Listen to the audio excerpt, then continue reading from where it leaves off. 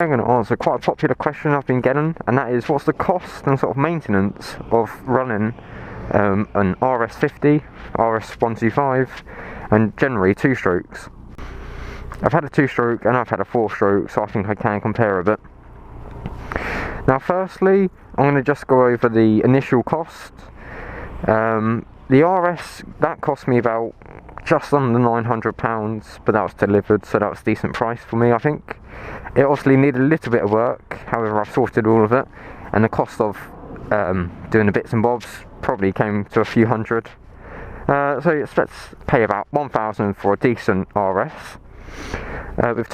With 4 strokes, I mean, you can get a pretty cheap one, to be honest. Get a cheap Chinese second-hand one, and they're going to be fairly decent. It all depends on the style and what you want. Now the main cost or main difference of running it is the 2-stroke and fuel consumption.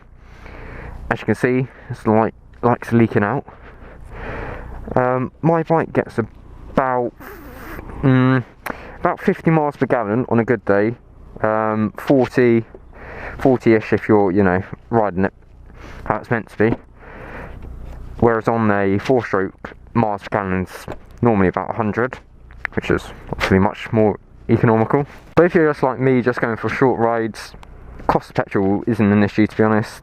It's not like you're going through tanks and tanks for just one ride. It's top up whenever you need, and it's not bad at all. Now the second and probably the most asked bit is, what's maintenance like? 2-strokes are notorious for blowing up, breaking down, having lots and lots of issues, because they are 2-stroke, they are unreliable, they are a bit fragile, and you have got to look after it. You can't expect to jump on a 2-stroke, drive it all day, and not, encounter any issues at all. You have to be understanding that things will and do go wrong.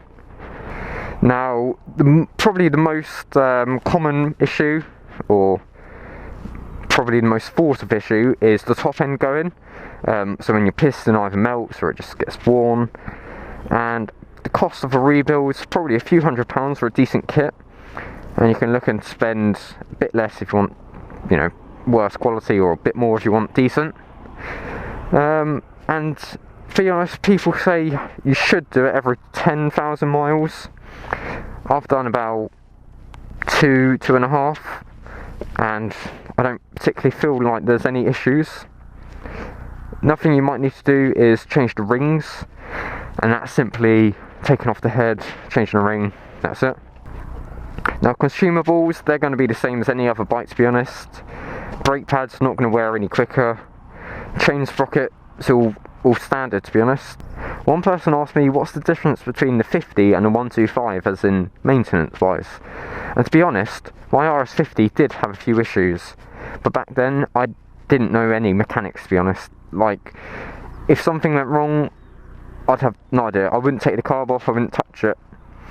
I'd just leave it and take it to a garage, whereas now I'm feeling more and more confident to take bits off, understand the bike.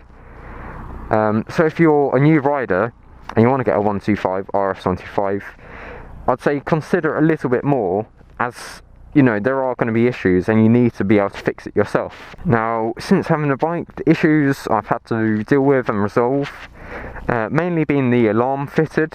It used to kill the ignition on the bike, so I had to remove it, bridge the connection. Fairly simple, but a bit fiddly. Another issue has been the coil, and that was literally a change and it's all sorted. One bit that is fiddly with a 2-stroke is you have to get the jetson right. If you have it slightly wrong, it's just going to muck up. At the moment it is running a bit lean, so when you rev it up, the revs hang before they drop. But these are all the niggly bits that you have to be prepared for.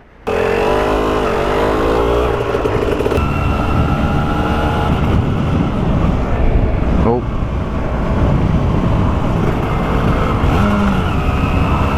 That's why it's running a bit weird.